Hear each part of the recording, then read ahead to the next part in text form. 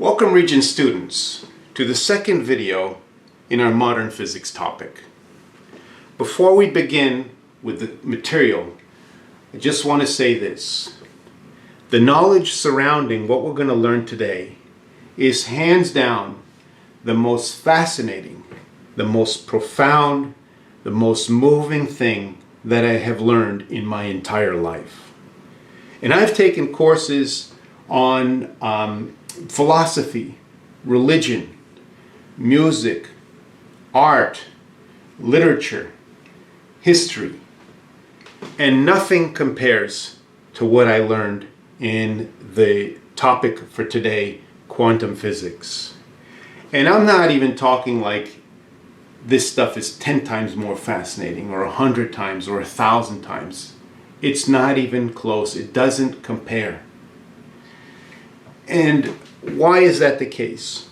Well, in the early 1900s, physicists started to really delve into matter, and they were primarily interested in basically getting a more detailed knowledge of protons, neutrons, and electrons and other particles and how they behave in the universe. And you may be thinking, well, how is that so fascinating? Well, first of all, protons, neutrons, and electrons, they are what make me up, right? You look at my hand here, all right? The atoms in here. So when we're talking about protons, neutrons, electrons, we're not talking about abstract things. We're talking about me, my existence, okay?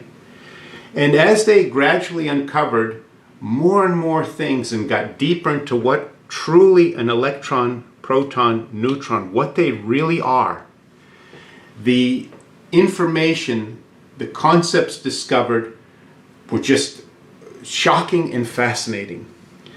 To give you a sense, what I want to do is move through the quotes on the front cover.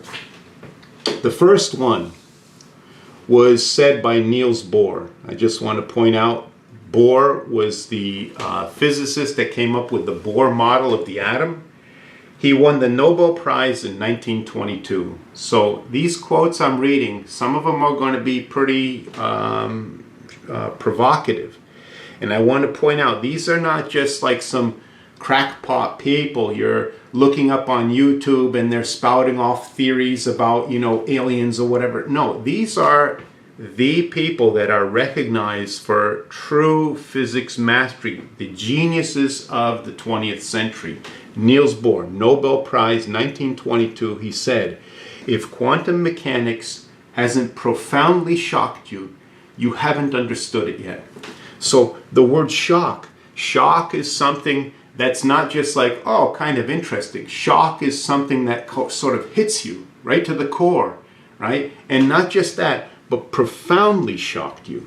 So these are the physicists, they're learning things and they're deeply shocked by what they learned. That's quantum physics, okay?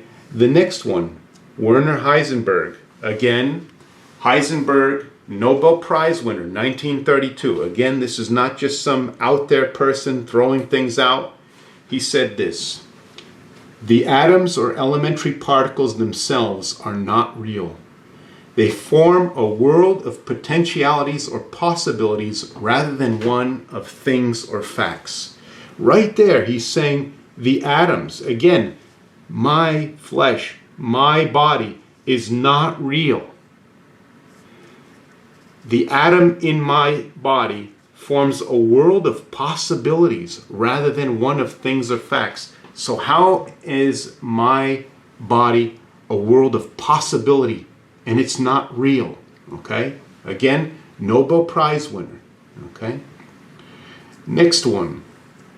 As they were discovering more and more of this stuff, there was a debate feuding about what was really the true nature. Albert Einstein, interestingly, who, by the way, I don't even mention how famous he was or how great he was.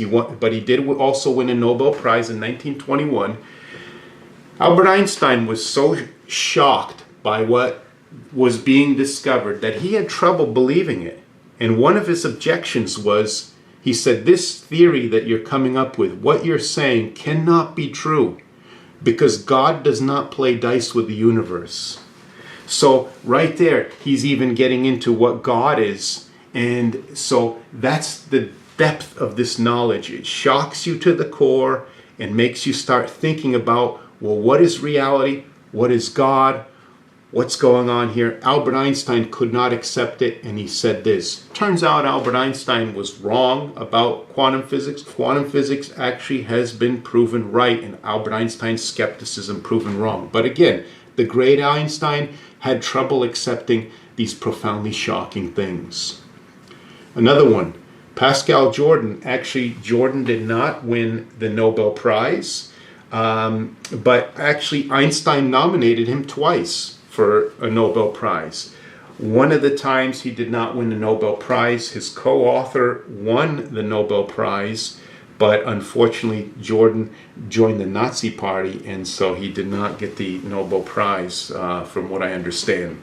But here, so my point is, he is a great in terms of the science, up there with these guys. Again, not someone crazy out there spouting off things on the internet. He said, observations not only disturb what is to be measured, they produce it. Again, what does that even mean? Okay, so here's a pencil, right? And maybe I want to measure the length. So when I observe it, I not only disturb what is to be measured. So you could imagine I disturb this, I put the ruler next to it, I bump it. But yeah, okay, I disturb it, but I produce the pencil by observing it? Again, what does that even mean? That when you observe something, you produce it. Normally we think of this pencil, if I turn my back, it's still there.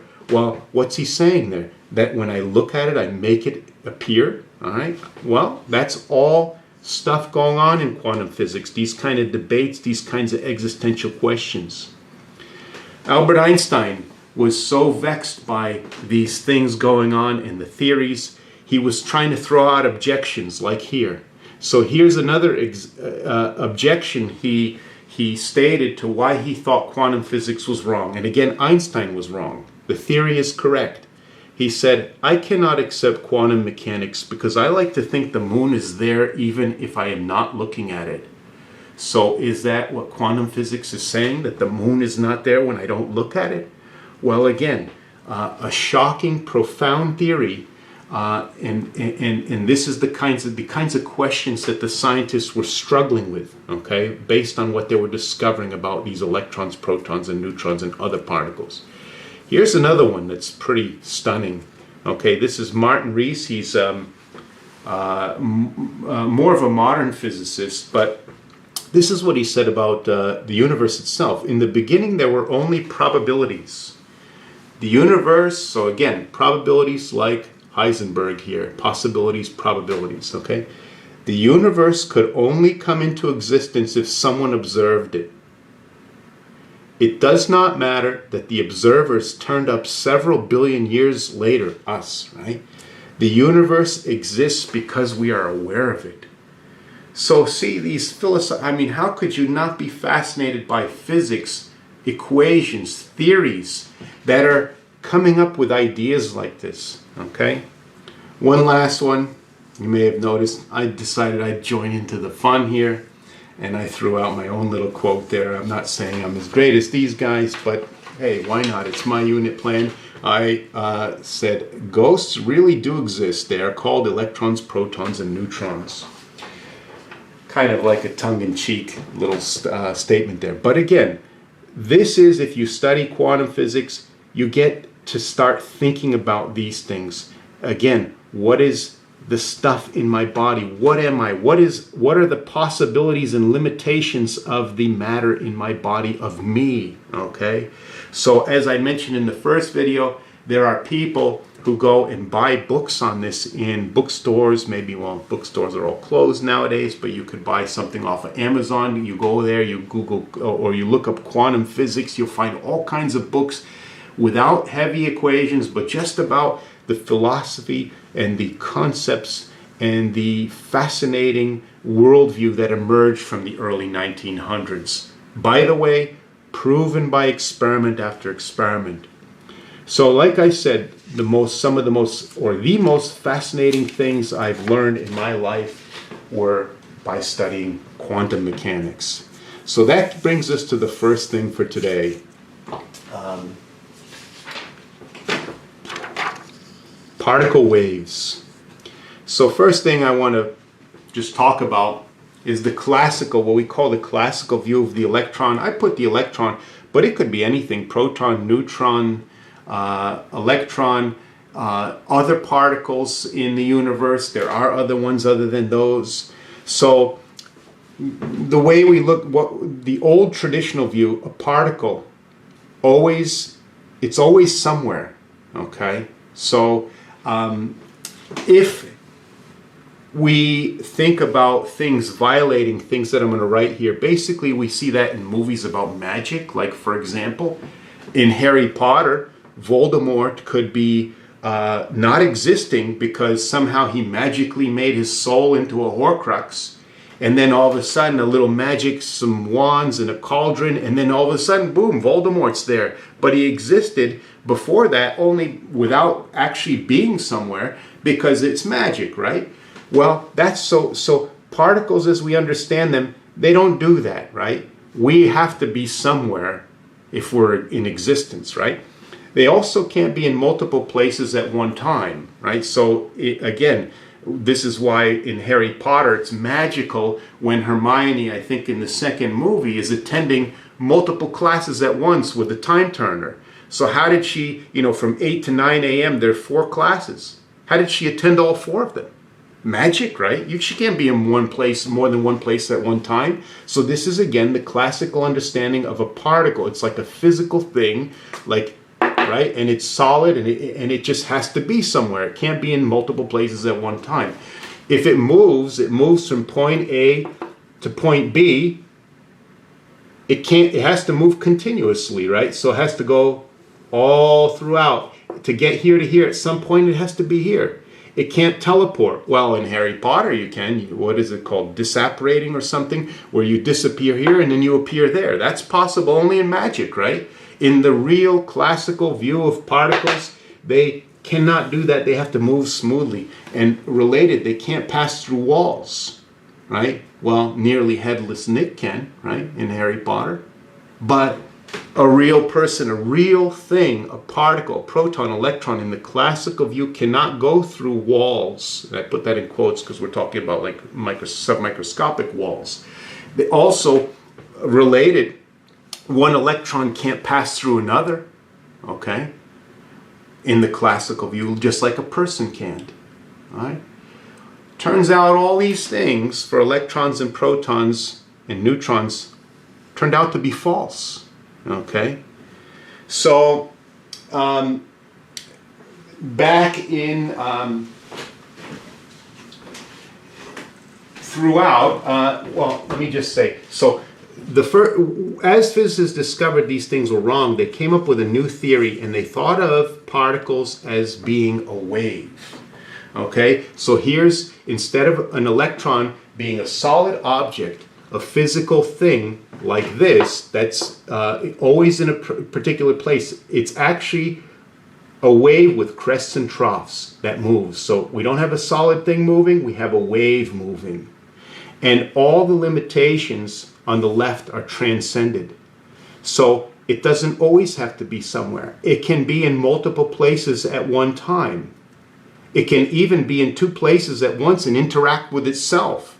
So imagine in Harry Potter, you show up with a black eye. What happened? Well, I punched myself, a double of me, right? That wouldn't make sense. But electrons can. One electron can interact with itself. It can move, it can appear in one place and another. It can go through things. That's what physicists discovered about protons, neutrons, electrons. That's the shocking stuff. And I just mentioned a few things that were shocking that electrons can do in the universe. There are many others. You can read books and books and say, oh man, how could that be? That really is what matter does? That really is what it is? It goes on, and it will keep you thinking. As you're looking up at the stars, you'll be thinking, wow, at night, just contemplating in the quiet, and you'll think about all these things, okay? Now, Where did they come up with this idea? Well, let me just get a visual for you. So, one of the things that they discovered, well, first of all, let's see, I want to see if I could see this on this. All right, good, because I got a tablet here and it's gone to camera, so sometimes that doesn't work. So what we have here is a classic experiment in physics. When you send light to two openings like this, it's called the Young's double slit experiment. What happens is these two become point sources of waves that then overlap, and you could see that in places the crest from one opening, it overlaps the crest from the other opening. And so we get constructive interference. When these waves go and hit a screen, they produce a bright line like this. And then somewhere here you see that the crest from one wave is hitting the trough from the other wave. So you see this? This is a crest right here. From this wave we see a trough. That's destructive interference. So that's a canceling of the waves. And so right here on this screen we would see no light. Constructive interference, bright, destructive interference, dark. This is an experiment that you could do with light. And it would show, as you're passing light through these two slits on the screen, bright, dark, bright, dark, bright, dark. And that's because light is made of crests and troughs. And it's very well understood because of the wave nature and how waves interfere. You could actually do that same experiment by sending electrons to openings. And what you would find is that there would be places on a screen here where electrons hit in high concentrations. And then in between there would be places where no electrons hit. No matter how many, I send a zillion electrons here, none of them ever hit here. None ever hit here. None there, none there. That suggests that the electrons, like the light, which had crests and troughs, the electrons also have to have crests and troughs. So that's one sort of piece of proof for electrons in particles, protons, neutrons, actually being, or having crests and troughs being waves, okay? So that's, but again, there are countless experiments that prove this.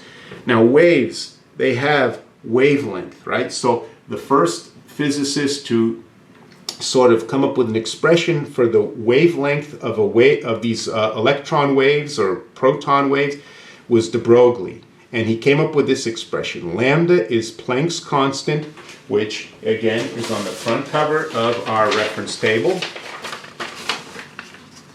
Okay, Planck's constant right there, that number.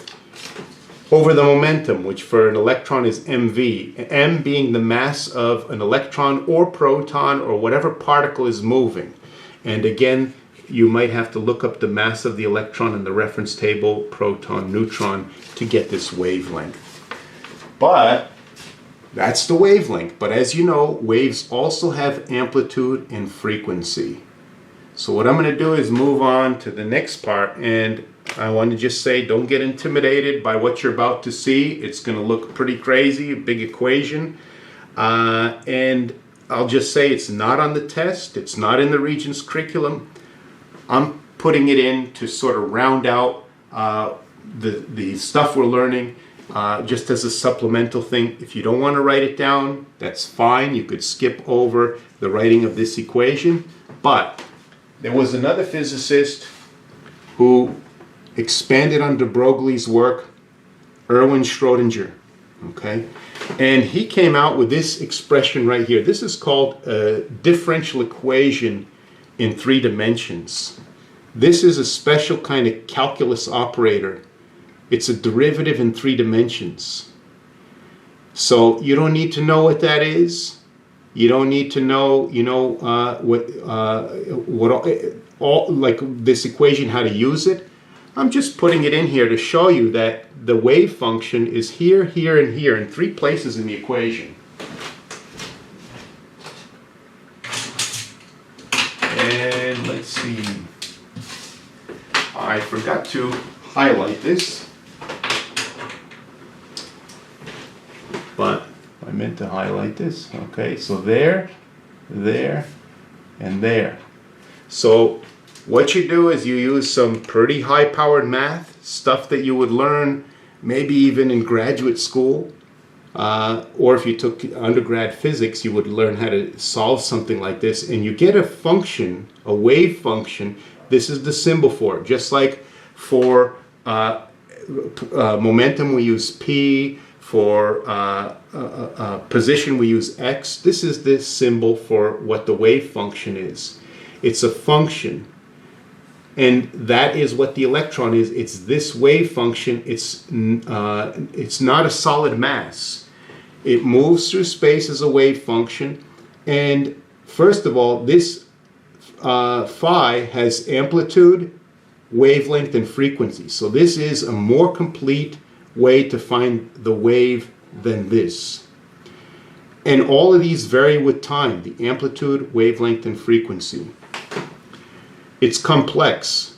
I don't mean like complex in the sense of, oh, it's hard to understand. Well, maybe it is hard to understand.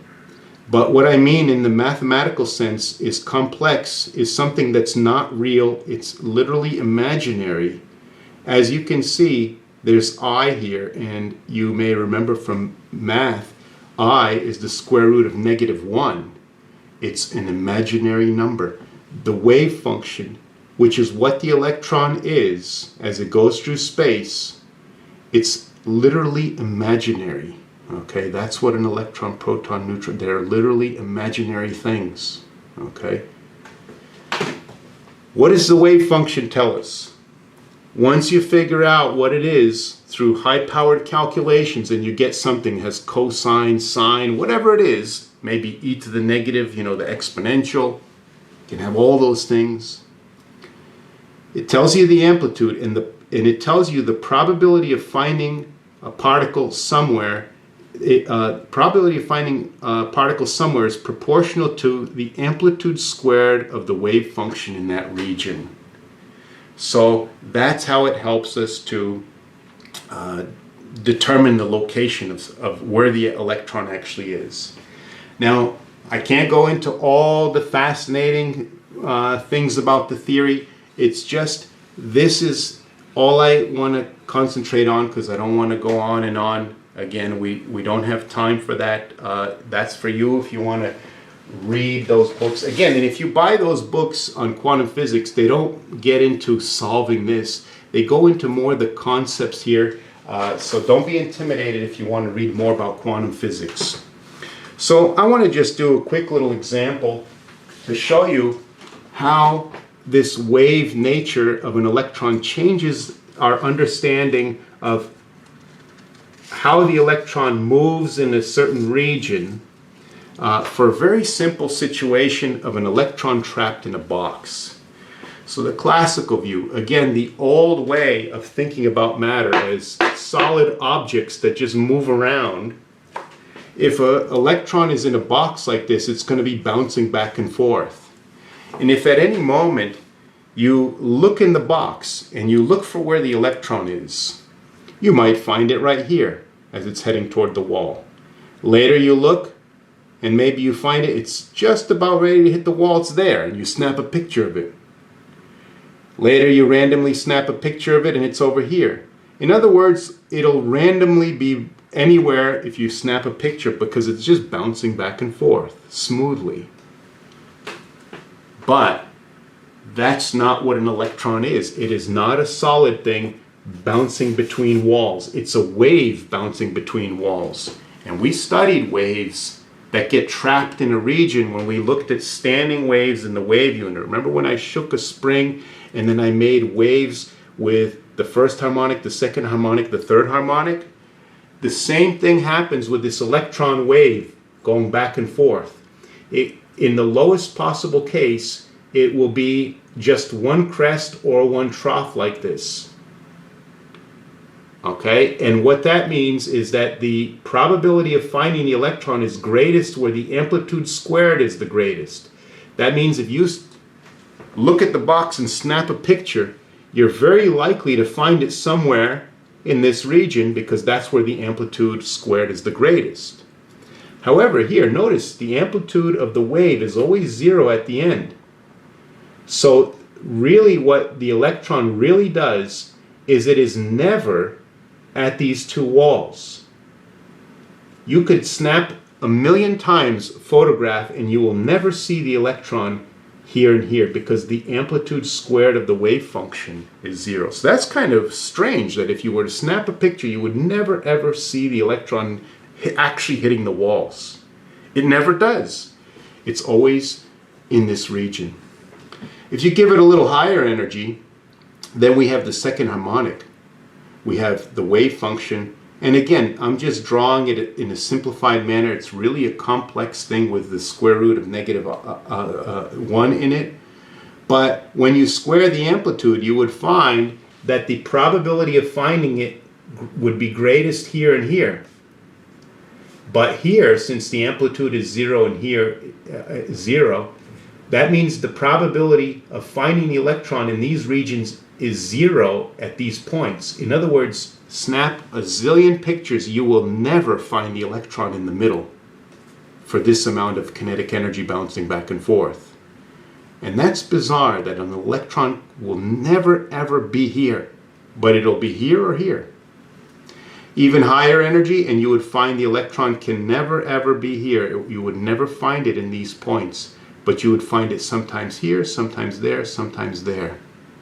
So that's what I mean by an electron being a wave and how strange its behavior becomes as it's bouncing back and forth in a box. Again, if we were thinking about a solid particle, we'd go, why is it never here? And it would never make sense until we understood it as a wave. Okay?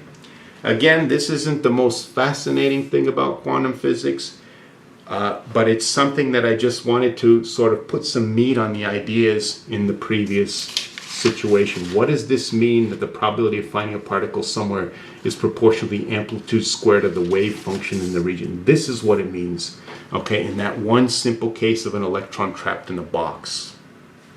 All right, well, so that's about as far as I can go, unfortunately, with this fascinating theory. Now we're going to skip more to things that are more likely to be on the Regents, so these are going to be a little bit more mundane. Again, I encourage you to read on about quantum physics. You won't be disappointed. What are the practical uses of particles actually being waves when they're moving? So if we use a microscope, you know that microscopes use light, and we use them to see little tiny things. Like if I want to see a cell, like a bacteria, I can look at it under a microscope and I'm using light. And the reason why, we know bacteria are cells that are really tiny. We can't see them with the naked eye. But we still use light because light has a tiny wavelength, somewhere between 10 to the minus 6 and 10 to the minus 7th meters. So it's like 1/1,000,000th of a meter, tiny. So you can use it to see tiny things. But there are things smaller than light waves.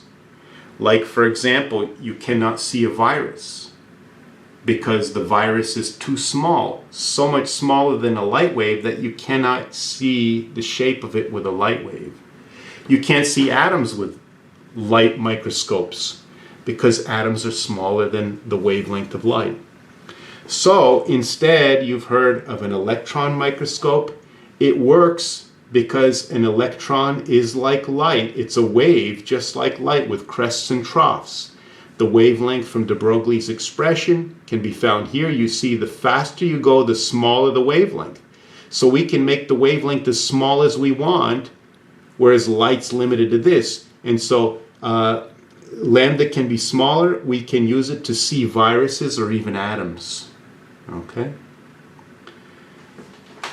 Calculation example. So let's suppose I want to calculate, I have an electron passing through 125 volts that's going to accelerate it.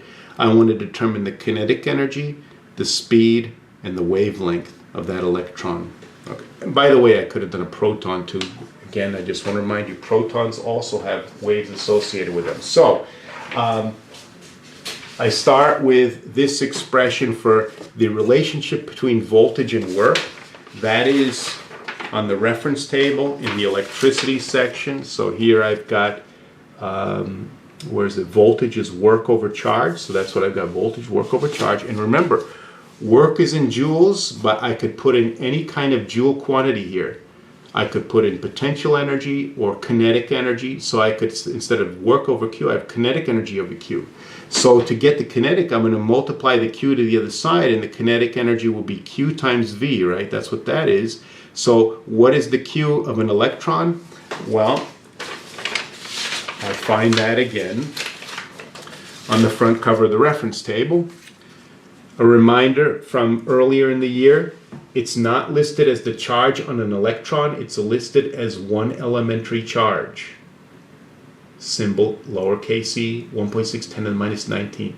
The electron's negative, proton's positive, but the same number. So that's the charge on a proton and electron. I didn't plug in a minus sign because I'm just looking for the magnitude of the kinetic energy, not which way it's going. And kinetic energy is always positive anyways. And there's the voltage. I multiply those out, I get 2 times 10 to the minus 17th joules. That's the kinetic energy of the electron. The next thing the problem is asking for is the speed. So once we have the kinetic energy, we could find the speed. Where do we get that formula? Back cover of the reference table in the mechanics section. Let's see, it's right here. Kinetic energy 1/2 mv squared. Okay, so I start there. I plug in the kinetic energy from part A. This again is the mass of the thing moving, in this case an electron. So front cover of the reference table, rest mass of an electron, here it is, 9.11 10 to the minus 31 kilograms. I plug that in for mass and I solve for V, over 6 million meters a second. And then finally part C, right, determine the wavelength. All right, so I use de Broglie's expression, lambda equals h over mv, h over momentum. H, front cover of the reference table, Planck's constant, right? So let's see, where are we? Right there, Planck's constant, h 6.63 10 to the minus 34 joule seconds. So that's what goes in the top. Rest mass of an electron, I had that earlier. And then the speed. And there it is, 1.1 times 10 to the minus 10th. Again, a hydrogen atom is about 1 times 10 to the minus 10th. So we're talking of the order of the size of a hydrogen atom. Okay, and now I could see atoms and molecules. Okay, electron microscope. So that's it for today. Again, what you need to know is that electrons sometimes behave like waves, and that how to use this expression. This is not on the reference table, but sometimes they ask questions on it, so I don't understand why, but you might have to remember this. And then this, obviously, you don't have to remember, okay? But you do need to know the faster you go and the more mass you have, the smaller the wavelength gets. And the smaller, the bigger the wavelength gets, okay? And then maybe the calculations you need to know, okay? But the other stuff I included because I find it so fascinating, and I just want to introduce you briefly to it. And then this idea of interference, while not in the curriculum, will help you understand what we're going to be learning in the next video, the Bohr model of the atom. It'll help you understand why that model works, okay? So it'll kind of help build on that. All right, so I'll see you in the next video, and maybe you'll tell me sometime about how you looked up stuff on quantum physics and you bought yourself a book and you read about these fascinating ideas for yourself. All right, see you in the next video.